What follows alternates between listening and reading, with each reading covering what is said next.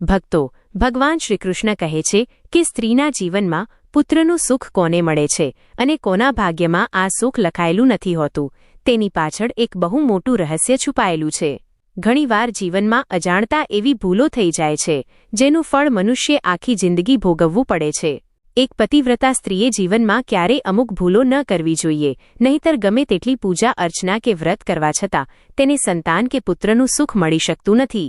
ભગવાન શ્રીકૃષ્ણ એક એવી સત્ય ઘટના વિશે જણાવે છે જેને સાંભળ્યા પછી આજે પણ અનેક સ્ત્રીઓને સંતાન પ્રાપ્તિનું સૌભાગ્ય મળ્યું છે. માટે આ કથાને અત્યંત શ્રદ્ધાપૂર્વક સાંભળવી ખૂબ જ જરૂરી છે.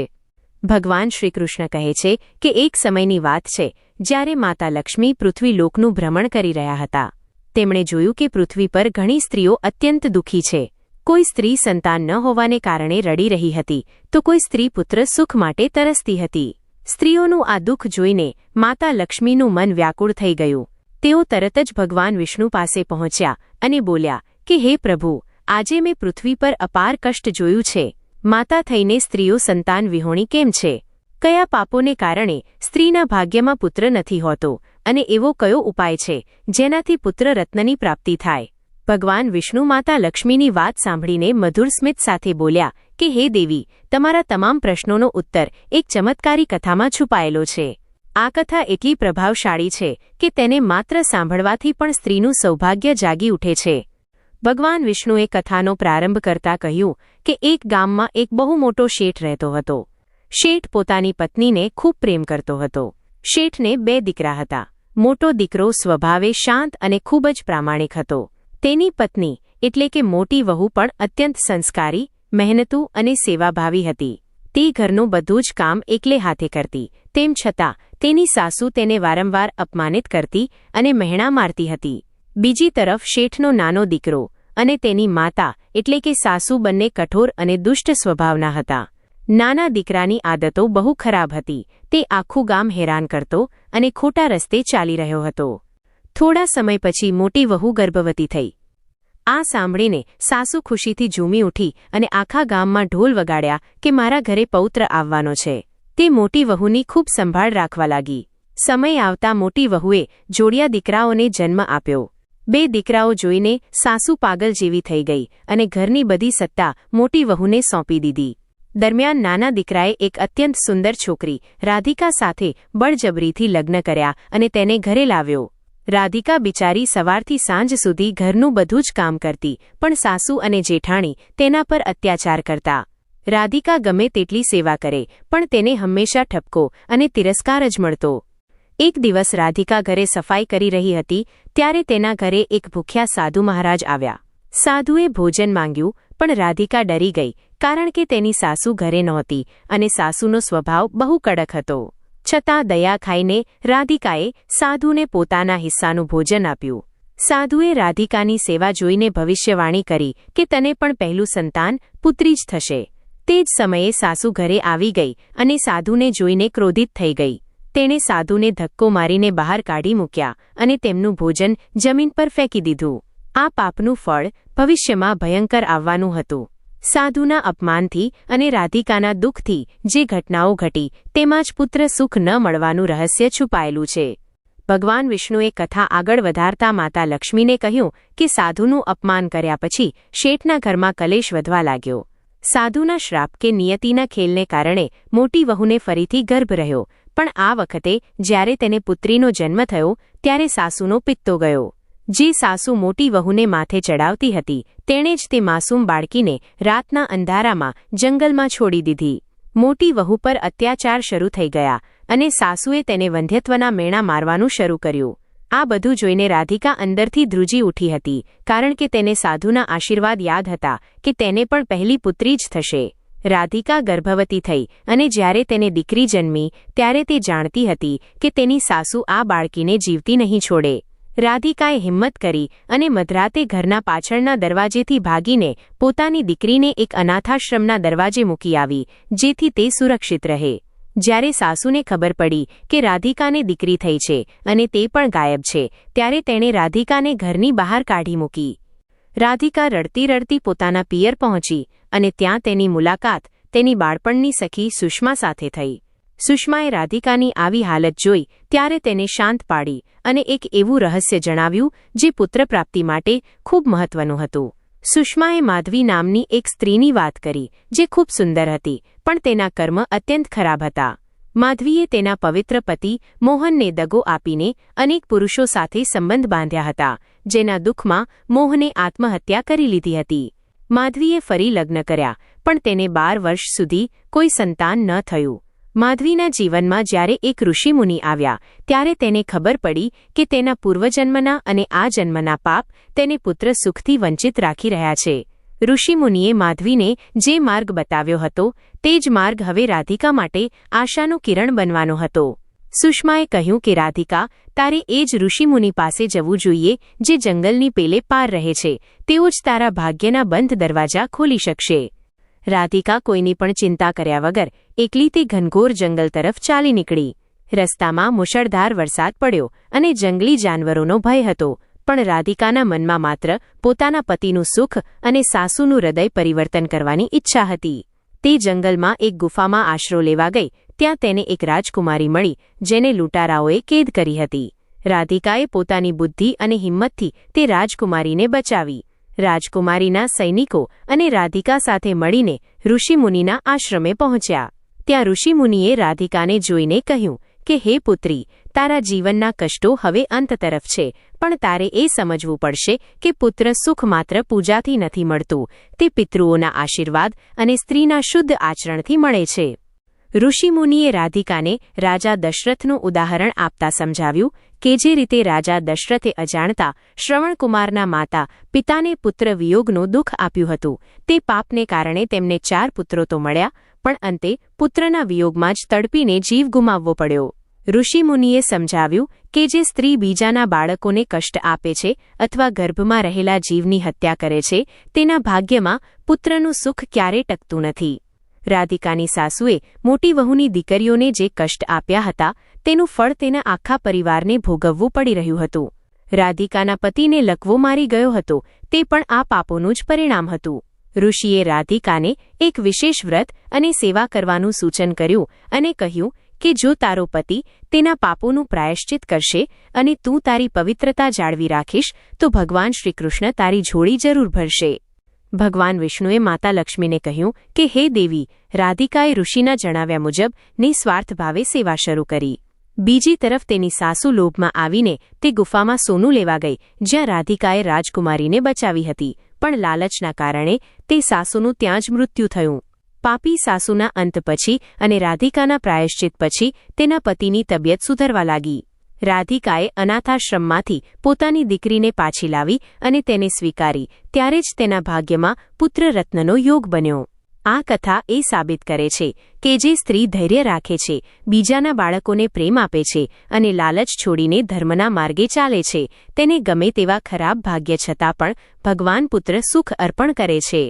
ભગવાન વિષ્ણુએ કથાના અંતિમ ચરણમાં માતા લક્ષ્મીને સમજાવતા કહ્યું કે હે દેવી, રાધિકાની સાસુના મૃત્યુ પછી આખા ઘરમાં સોપો પડી ગયો હતો. શેઠનો અહંકાર અને તેની પત્નીનો લોભ બંનેનો અંત આવી ગયો હતો. રાધિકા જ્યારે ઋષિમુનિના આશીર્વાદ લઈને ઘરે પાછી ફરી ત્યારે તેની પાસે માત્ર આશા હતી. તેણે જોયું કે તેનો પતિ લકવાગ્રસ્ત હાલતમાં પથારીમાં પડ્યો હતો અને તેના પિતા એટલે કે શેઠ એકદમ લાચાર બની ગયા હતા. રાધિકાએ હિંમત ન હારી અને ઋષિએ બતાવેલા માર્ગે ચાલવાનું નક્કી કર્યું. તેણે સૌથી પહેલા અનાથાશ્રમમાંથી પોતાની દીકરીને પાછી લાવી. તેણે શેઠને સમજાવ્યા કે જે દીકરીઓને આપણે અશુભ માનતા હતા તે જ ખરેખર ઘરની લક્ષ્મી છે. રાધિકાએ તે દીકરીની એટલી જ માવજત કરી જેટલી તે એક પુત્રની કરતી હોત. આ જોઈને તેના પતિના હૃદયમાં પસ્તાવો જાગ્યો. તેના પતિએ મનોમન ઈશ્વરની માફી માંગી કે તેણે રાધિકા પર અત્યાચાર કર્યો હતો અને અસહાય સાધુનું અપમાન થવા દીધું હતું.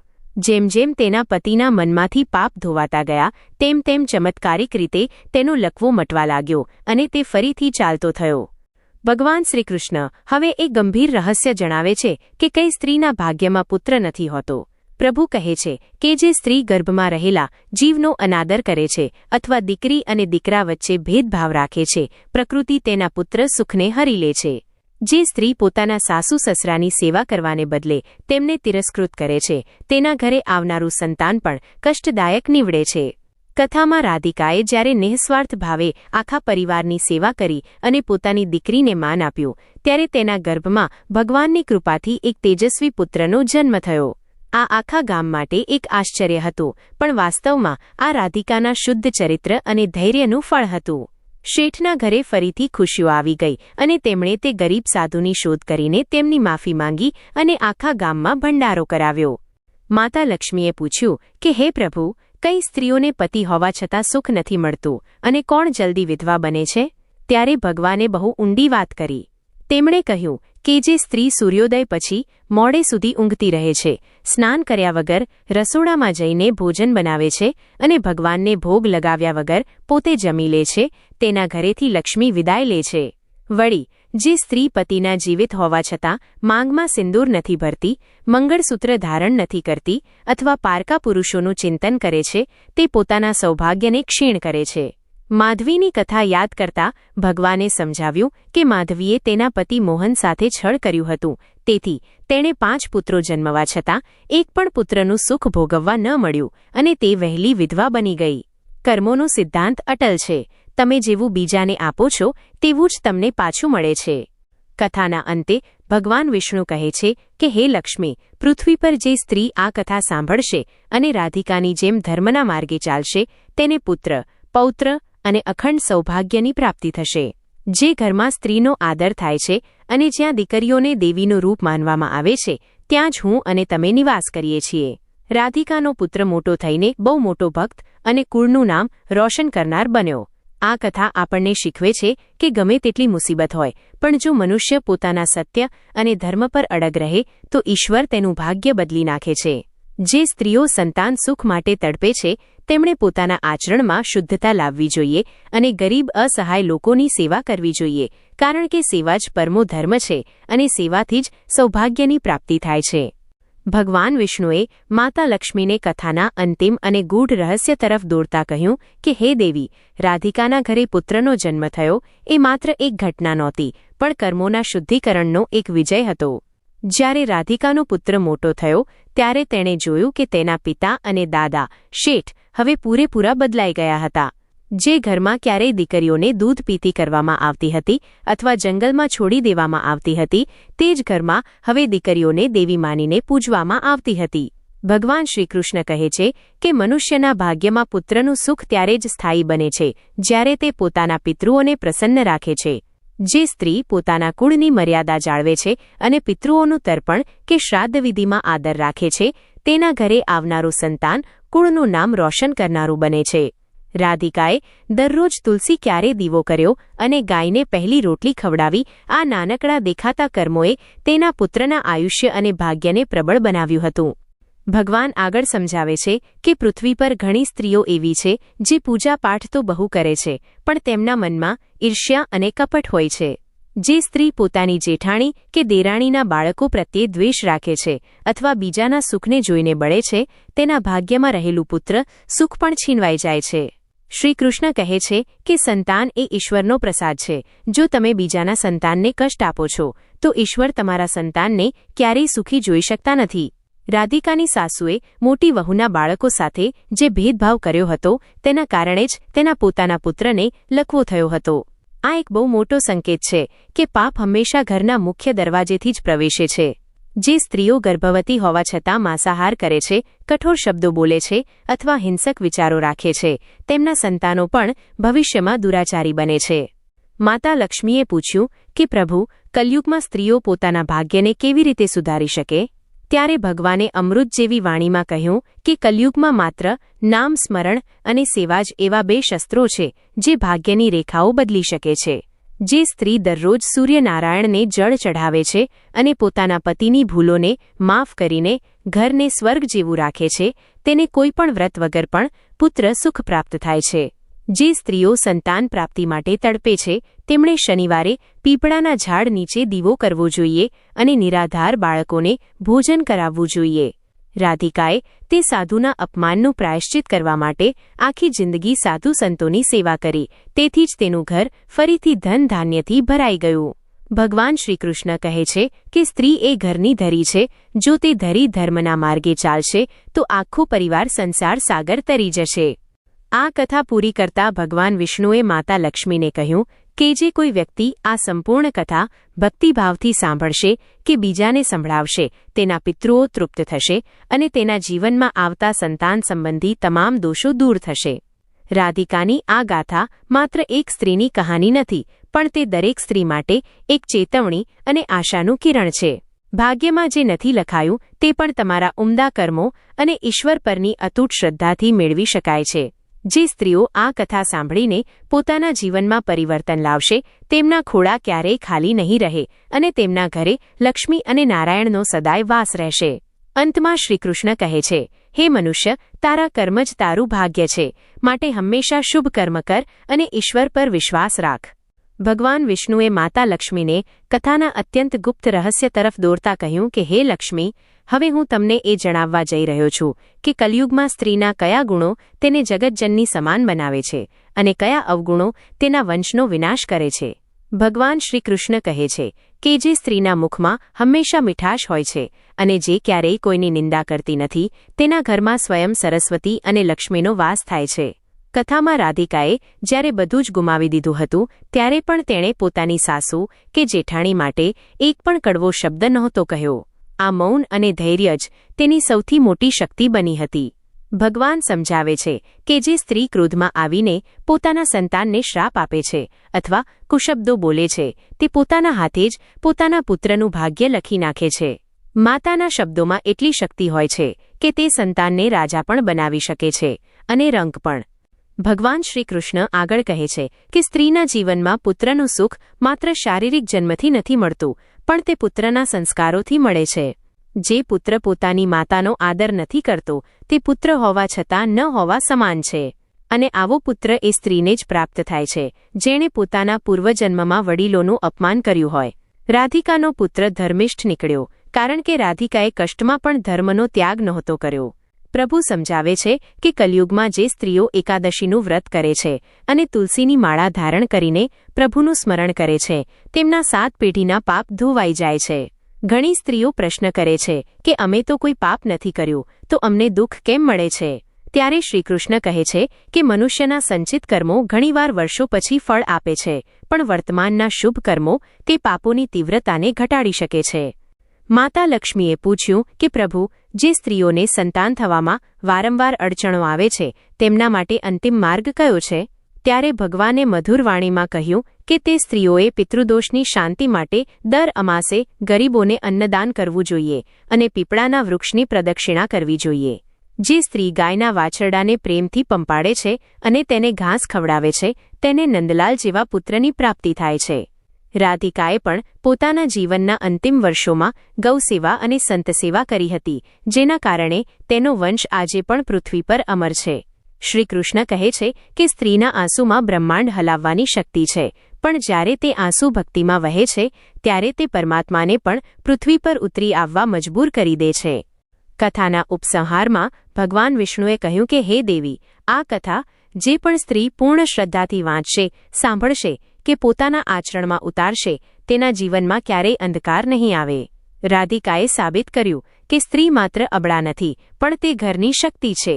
જો તે ધારે તો પથ્થર જેવા હૃદયની સાસુને પણ બદલી શકે છે અને લકવાગ્રસ્ત પતિને પણ નવજીવન આપી શકે છે. કથાના અંતે શેઠના આખા પરિવારે ભગવાન શ્રીકૃષ્ણના શરણ લીધા અને મોક્ષ પ્રાપ્ત કર્યો.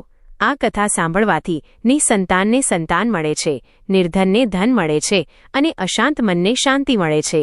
શ્રી કૃષ્ણની આ અમૃતવાણી કાયમ માટે સ્મરણમાં રાખવા જેવી છે કે તમારું ભાગ્ય તમારી હથેળીમાં નહીં પણ તમારા કર્મોમાં છુપાયેલું છે. જે સ્ત્રી આ સત્યને સમજી લે છે તે સંસારમાં સદાય સુખી અને પૂજનીય બને છે. ભગવાન વિષ્ણુએ માતા લક્ષ્મીને કથાના સૌથી પવિત્ર રહસ્ય તરફ લઈ જતા કહ્યું કે હે દેવી, રાધિકાના જીવનની આ યાત્રા માત્ર એક સંતાન પ્રાપ્તિની વાર્તા નથી, પણ તે આત્માના શુદ્ધિકરણનો માર્ગ છે. ભગવાન શ્રીકૃષ્ણ કહે છે કે જે સ્ત્રી આ 5 ભાગની કથા સાંભળ્યા પછી 6ઠ્ઠા ભાગમાં પ્રવેશ કરે છે તેના જીવનના અડધા પાપ તો માત્ર આ જ્ઞાન મેળવવાથી જ બળીને ભસ્મ થઈ જાય છે. પ્રભુ સમજાવે છે કે ઘણી સ્ત્રીઓ સંતાન સુખ મેળવ્યા પછી અહંકારી બની જાય છે પણ સાચું સૌભાગ્ય એ છે કે જે સુખ મળ્યા પછી પણ વિનમ્રતા જાળવી રાખે. રાધિકાએ પુત્રરત્ન મેળવ્યા પછી પણ પોતાની તે પટરાણી જેવી જેઠાણી કે જેણે તેના પર અત્યાચાર કર્યા હતા તેને ક્યારેય નીચી નહોતી દેખાડી. ઉલટાનું તેણે પોતાની જેઠાણીના દુઃખમાં ભાગ પડાવ્યો અને તેને પણ ભક્તિના માર્ગે વાળી. શ્રી કૃષ્ણ કહે છે કે જે સ્ત્રી પોતાના સૌભાગ્યનો ઉપયોગ બીજાના આંસુ લૂછવા માટે કરે છે તેનું પુત્ર સુખ 7 પેઢી સુધી અકબંધ રહે છે. ભગવાન આગળ ગૂઢ રહસ્ય ખોલતા કહે છે કે સ્ત્રીના ભાગ્યમાં પુત્ર સુખ વધારવા માટે માતૃત્વ માત્ર પોતાના બાળક પૂરતું મર્યાદિત ન હોવું જોઈએ.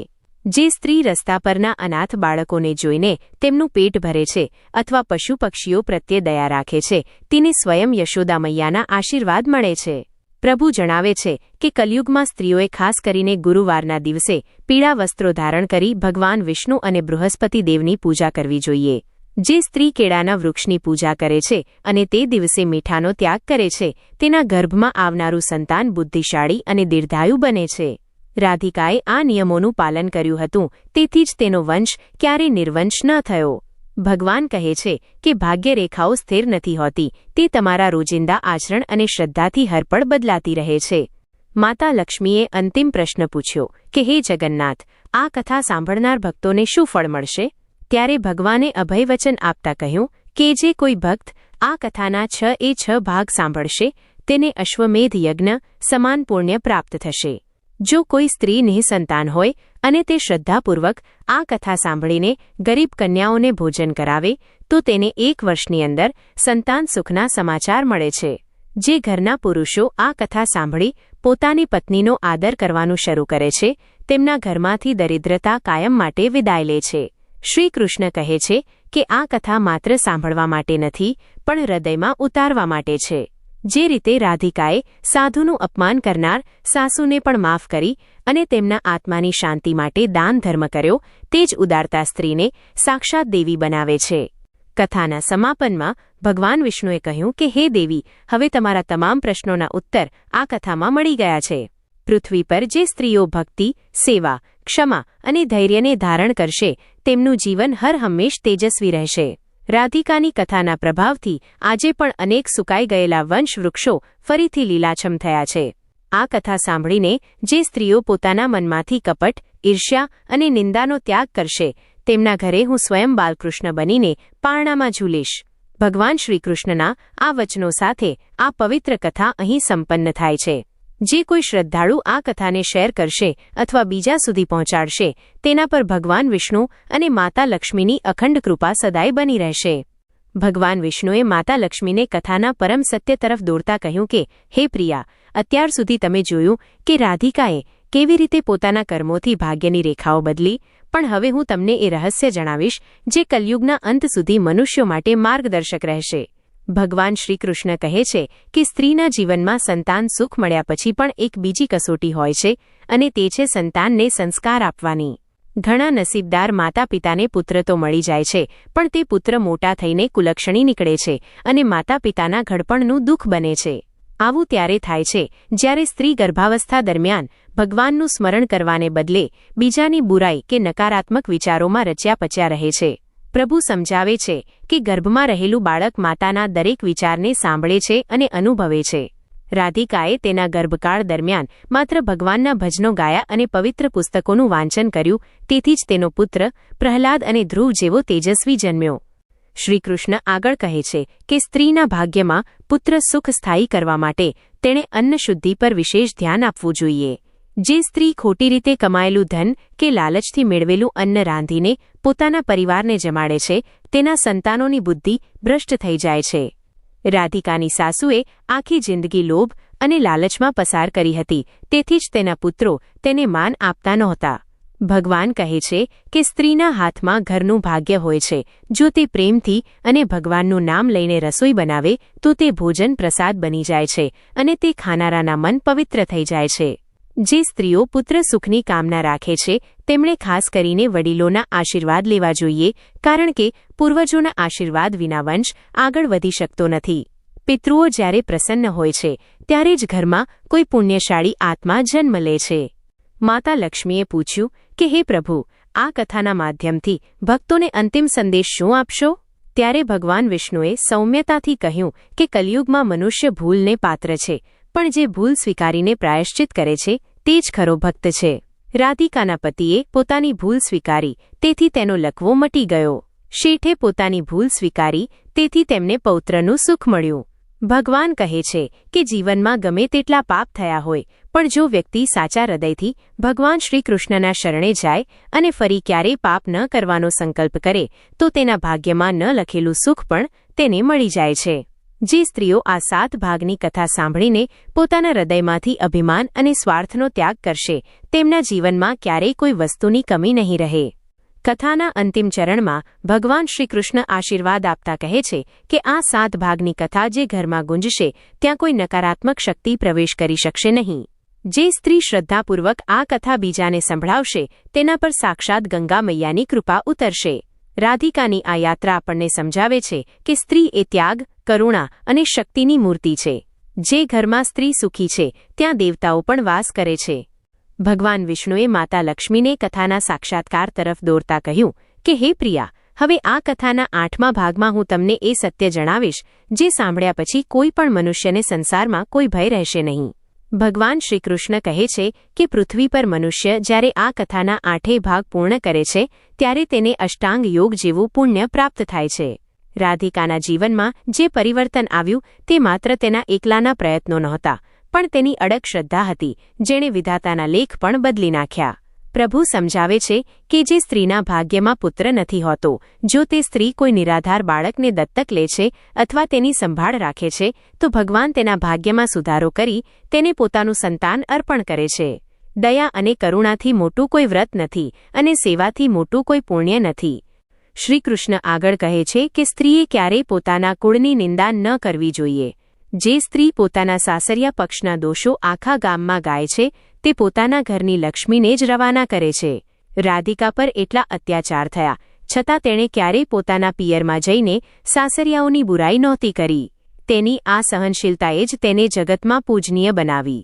ભગવાને અંતિમ રહસ્ય ખોલતા કહ્યું કે જે સ્ત્રીઓ મંગળવારે હનુમાનજીને ગોળ ચણાનો ભોગ ધરાવે છે અને રવિવારે સૂર્યદેવને જળ અર્પણ કરે છે તેમના વંશમાં ક્યારેય અકાળ મૃત્યુ કે રોગચાળો આવતો નથી.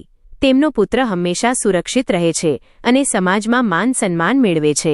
રાધિકાનો પુત્ર જ્યારે મોટો થયો ત્યારે તેણે આખા રાજ્યમાં ધર્મની સ્થાપના કરી, કારણ કે તેના પાયામાં તેની માતાના સંસ્કારોનું સિંચન હતું. માતા લક્ષ્મી આ જ્ઞાન પામીને અત્યંત પ્રસન્ન થયા અને પૂછ્યું કે હે નાથ, આ કથાની પૂર્ણાહુતિ પર ભક્તોએ શું કરવું જોઈએ? ત્યારે ભગવાને વચન આપ્યું કે જે કોઈ શ્રદ્ધાળુ આ 8 ભાગની કથા સાંભળીને ગાયને ઘાસ ખવડાવશે અને પક્ષીઓને ચણ નાખશે, તેના ઘરના તમામ વાસ્તુદોષ અને ગ્રહદોષ શાંત થઈ જશે. જે સ્ત્રી સંતાન માટે વલખા મારે છે તેણે આ કથા સાંભળીને નાનકડા બાળકને વસ્ત્રદાન કરવું જોઈએ, તેનાથી તેના ગર્ભનો માર્ગ મોકળો થશે. ભગવાન શ્રીકૃષ્ણ કહે છે કે હું ભક્તિનો ભૂખ્યો છું. જે મને શુદ્ધ હૃદયથી અર્પણ કરે છે હું તેને બ્રહ્માંડનું તમામ સુખ આપી દઉં છું. રાધિકાની આ કથા એ માત્ર વાર્તા નથી, પણ કલયુગમાં ડૂબતા માણસ માટે એક મજબૂત નાવડી છે. કથાના અંતિમ ચરણમાં ભગવાન વિષ્ણુ અને માતા લક્ષ્મીએ આશીર્વાદ આપ્યા કે આ કથા જે પણ સોશિયલ મીડિયાના માધ્યમથી કે પ્રત્યક્ષ રીતે બીજા સુધી પહોંચાડશે તેના જીવનના અંધકાર દૂર થશે. રાધિકાનું ઘર જેમ ફરીથી નંદનવન બની ગયું તેમ દરેક ભક્તનું ઘર ખુશીઓથી ભરાઈ જશે. જે સ્ત્રીઓ આ કથાના સારને સમજીને ક્ષમા અને પ્રેમનો માર્ગ અપનાવશે તેમને આ લોકમાં સુખ અને પરલોકમાં મોક્ષ મળશે. ભગવાન વિષ્ણુએ માતા લક્ષ્મીને કથાના પરમ શિખર તરફ દોરતા કહ્યું કે હે દેવી, જે રીતે રાધિકાના ધૈર્ય અને ભક્તિએ તેના આખા કુળનો ઉદ્ધાર કર્યો તે જ રીતે આ કથા સાંભળનાર દરેક ભક્તના જીવનમાં પણ પરિવર્તન આવશે. ભગવાન શ્રીકૃષ્ણ કહે છે કે પૃથ્વી પર સંતાન સુખ અને ઘરની શાંતિ માટે કોઈ મોટા યજ્ઞની જરૂર નથી, પણ શુદ્ધ હૃદય અને પવિત્ર કર્મોની જરૂર છે. પ્રભુ સમજાવે છે કે જે સ્ત્રી આ કથાના 10 ભાગ પૂર્ણ કરે છે તેના ઘરે સાક્ષાત લાડુ ગોપાલનો વાસ થાય છે. રાધિકાની સાસુએ લાલચમાં પોતાનો જીવ ગુમાવ્યો, જ્યારે રાધિકાએ ત્યાગ કરીને આખા પરિવારને નવજીવન આપ્યું. આ કથા આપણને શીખવે છે કે જેવું વાવશો તેવું લણશો. જે સ્ત્રી બીજાની દીકરીને પોતાની માને છે અને વહુને દીકરી ગણે છે તેના ભાગ્યમાં ક્યારેય પુત્ર કે પૌત્ર સુખની કમી રહેતી નથી. ભગવાન શ્રી કૃષ્ણ આગળ કહે છે કે હે ભક્તો, જીવનમાં ગમે તેટલી મુસીબતો આવે પણ ક્યારેય ધર્મનો સાથ ન છોડવો. રાધિકાના પતિનો લકવો મટ્યો એ કોઈ જાદુ નહોતો, પણ તેના પત્નીની અતૂટ શ્રદ્ધા અને તેના પસ્તાવાનું ફળ હતું. જો તમે પણ સંતાન સુખ માટે અથવા ઘરના કોઈ સભ્યની બીમારી માટે ચિંતિત હોવ તો આ કથાના આશીર્વાદ લઈને સત્યના માર્ગે ચાલવાનો સંકલ્પ કરો. ભગવાન વિષ્ણુએ માતા લક્ષ્મીને વચન આપ્યું કે જે ઘરમાં આ 10 ભાગની કથા દરરોજ ગુંજશે અથવા સંભળાવવામાં આવશે ત્યાં ક્યારેય અકાળ મૃત્યુ, દરિદ્રતા કે કલેશ નહીં આવે. આ કથા માત્ર સાંભળવા માટે નથી, પણ આપણા જીવનમાં દયા, ક્ષમા અને પરોપકાર લાવવા માટે છે. માતા લક્ષ્મીએ પ્રસન્ન થઈને કહ્યું કે પ્રભુ, તમારી આ અમૃતવાણીથી પૃથ્વીવાસીઓનું કલ્યાણ થશે.